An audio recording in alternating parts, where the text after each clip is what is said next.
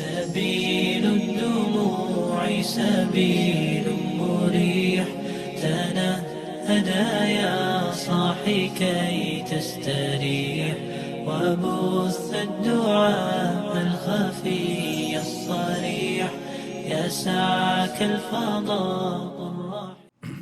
بسم الله الرحمن الرحيم. السلام عليكم ورحمة الله وبركاته.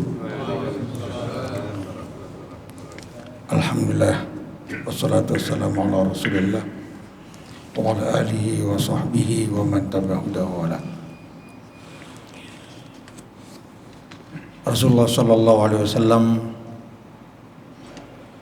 sebagai qudwah hasanah dalam semua aspek kehidupan, sehingga ayat Al-Quran menyebutnya laqad kana lakum fi rasulillah uswatun hasanah, telah ada pada diri pribadi Rasul teladan yang baik. Artinya dalam aspek kehidupannya, bagaimana di dalam kesehatannya, bagaimana cara menjaga untuk beribadah yang seimbang dan seterusnya, Rasulullah menjadi contoh. Dalam Islam kita melihat bahwa ajarannya memang kalau diterapkan secara utuh, seorang muslim pasti menjadi sehat. Islam maknanya adalah dari kata-kata aslama yuslimu pasrah, menyerah diri. Islam penyerahan secara total. Salim artinya bersih, artinya sehat. Maka ajarannya kita lihat yang dicontohkan Rasul adalah ajaran-ajaran yang membawa kita sehat. Mulai dari bagaimana menata hati. Karena penyakit itu mayoritas sebabnya adalah dari dalam. Kalau hatinya tidak baik, kalau hatinya tidak tenang, kalau hatinya memiliki rasa dendam, rasa hasud, maka mesti banyak penyakitnya orang tersebut. Bukan berarti kalau ada yang sakit begitu, wah mesti hasud, bukan. Tetapi asalnya kesehatan itu bermula dari hati. Maka Rasulullah menata hati sangat indah sekali. Qalbun salim adalah satu inti ajaran di dalam Islam untuk menggapai surga. Illa man atallaha biqalbin salim. Kemudian Rasulullah SAW mencontohkan bagaimana menjaga kesehatan. Dalam menjaga kesehatan Rasulullah SAW, pertama dalam masalah makanan. Tidak ada dalam kehidupan Nabi makanan yang berlebihan. Sampai beliau bersabda, nahnu qaumun la na'kulu hatta naju' wa idza akalna la nashba. Kami adalah suatu kaum yang apabila makan tidak pernah kenyang dan tidak pernah makan sebelum lapar. Nahnu qaumun la na'kulu hatta naju'. Kami tidak pernah makan sampai lapar, dan kami kalau makan tidak pernah kenyang. Sehingga kaidah di dalam seorang muslim itu kehidupannya, makannya tidak pernah kenyang. Sebelum kenyang sudah berhenti. Ketika sebelum lapar tidak pernah makan. Itu kalau dilakukan secara baik akan menjadi sehat. Bahkan dalam hadis lain, al-mu'min ya'kulu bimi'an wahidah, bahwa seorang mukmin itu makan dengan satu usus. Sedangkan orang kafir ya'kul bisab'i am'a, dengan 7 usus. Artinya seorang mukmin seharusnya adalah makannya sedikit, sederhana, tidak pernah banyak, sehingga sehat betul. Ketika Rasulullah SAW menyabdakan bahwa urgensinya masalah kesehatan ini, bahwa ni'matani maghbunun fihi ma katsirun minan nas. Ada dua nikmat di mana manusia banyak tertipu dengannya. Apa itu? As-sihhatu, kesehatan, wal faragh, waktu luang. Kesehatan adalah nikmat yang paling besar. Sampai dikatakan juga bahwa as-sihhatu tajun ala ru'usil as-sihha la yaraha illal marda, bahwa kesehatan itu adalah merupakan mahkota yang ada pada orang-orang yang sehat, yang tidak bisa dilihat kecuali orang-orang yang sakit. Orang sakit melihat betapa enaknya yang menjadi orang yang sehat, bisa lari ke sana kemari, bisa makan apa saja dengan baik, dengan enak. Yang sakit yang merasakan itu. Sehingga di dalam menata kehidupannya ini, karena pentingnya kesehatan itu, Rasulullah SAW berusaha dan menjadikan contoh untuk menjadi orang yang sehat. Nah, kalau Rasulullah tidak pernah makan sampai kenyang, dan ketika belum lapar belum pernah makan, diaplikasikan di dalam kehidupan nyata. Beliau ketika diberikan satu kejutan oleh malaikat Jibril, bagaimana ya Rasulullah kalau seandainya kota Makkah ini dijadikan penuh dengan intan permata? Rasulullah tidak mau. Biarlah aju'u yauman wa ashba'u yauman, biarlah aku lapar sehari dan kenyang sehari. Artinya ketika aku lapar, aku mengingat bagaimana penderitaan orang-orang miskin. Ketika aku kenyang, aku banyak bersyukur kepada Allah Subhanahu wa taala. Karena syukur ketika mendapatkan nikmat itu kunci untuk memelihara syukur. Sehingga kalau kita lihat di dalam surat Saba itu, kulu mir rizqi rabbikum washkurulah, baru ada baldatun thayyibatun wa rabbun ghafur. Makanlah dari rezeki yang sebagian dari Allah Subhanahu wa taala. Makanlah sebagian dari rezeki yang diberikan Allah Subhanahu wa taala dan bersyukurlah.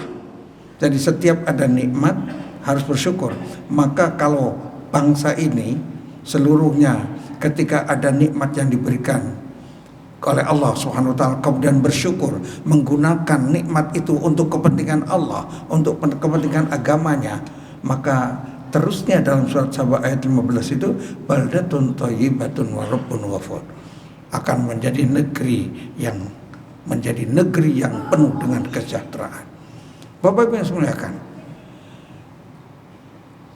aju'u yauman wa ashba'u yauman, biarlah aku ini lapar sehari dan kenyang sehari. Pantas kemudian Rasulullah SAW dalam kehidupannya sangat sederhana.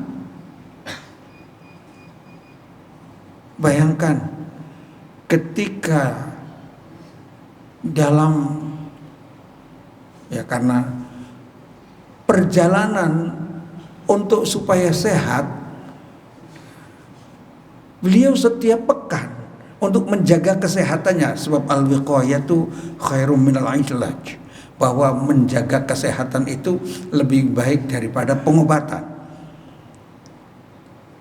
Ketika Rasulullah bersabda bahwa barang siapa keluar dari rumahnya dalam keadaan suci, kemudian pergi ke Masjid Quba dan sholat 2 rakaat, maka seperti mendapatkan ibadah haji.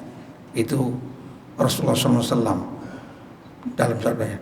Rasulullah melakukan hal itu. Bagaimana setiap hari Sabtu jalan dari rumahnya menuju Quba sekitar 7 kilo jalan, sehingga Rasulullah SAW menjadi orang yang sangat sehat. jalannya saja cukup jauh. Bahkan ketika ada yang menantang untuk gulet juga berani. Ketika Rukanah disuruh masuk Islam, saya nggak mau masuk Islam.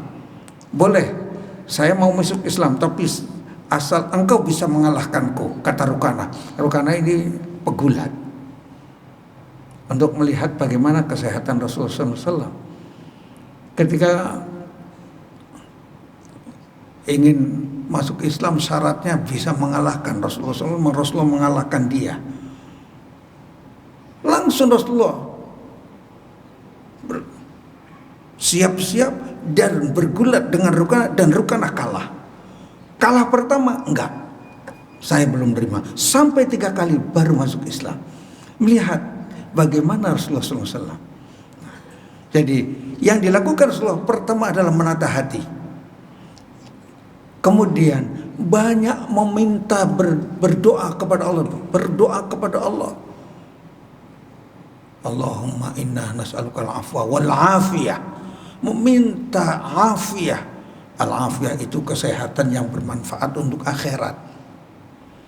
As-sihah, sehat. Tapi as-sihah wal afiyah, al-afiyah, kesehatan yang punya manfaat untuk kepentingan akhiratnya. Kalau kita sehat kemudian untuk beribadah, sehat untuk berzikir, sehat untuk tilawah, itu mendapatkan keafiatan. Banyak orang yang sehat tapi tidak afiat. Nas'alukal afwa wal afiyah, minta. Bahkan ketika menyuruh sahabatnya sallallahu alaihi afiyah, mintalah kepada Allah keafiatan. Karena supaya sehat. Jadi permohonan kepada Allah sering. Dan kalau ada apa-apa, sakit apa segala macam, semuanya dengan berdoa terlebih dahulu. Jarang berobat. Kalau ada sakit di suatu tempat badannya, dari badannya dipegangnya, a'udzu bi'izzatillahi wa qudrati min syarri ma ajidu wa uhadir 7 kali. Kalau ada rasa sakit di mana, mencoba dilakukan. Jadi menata hati, kemudian berdoa. Yang ketiga yang dilakukan Rasulullah SAW adalah bagaimana tidak memiliki nafsu makan yang berlebihan. Israf, tabdzir, makannya selalu sederhana. Tapi kemudian di antara yang dilakukan Rasulullah SAW untuk menjaga kesehatan tadi, banyak puasa. Sumu tasihu, puasalah kamu sekalian pasti sehat. Dalam penelitian banyak sekali bahwa orang yang ketika berpuasa dengan benar, ketika berbuka tidak balas dendam, ketika berbuka secukupnya, maka diberikan kesehatan yang lebih baik dibandingkan dengan orang yang makannya banyak. Bapak Ibu yang saya muliakan, yang terakhir, yang dalam kehidupan Rasulullah SAW, ketika beliau sakit, yang sakit-sakitnya tidak pernah sakit dimasukkan rumah sakit atau menginap dan rumah sakit karena kehidupan yang serba sehat, ibadahnya kuat.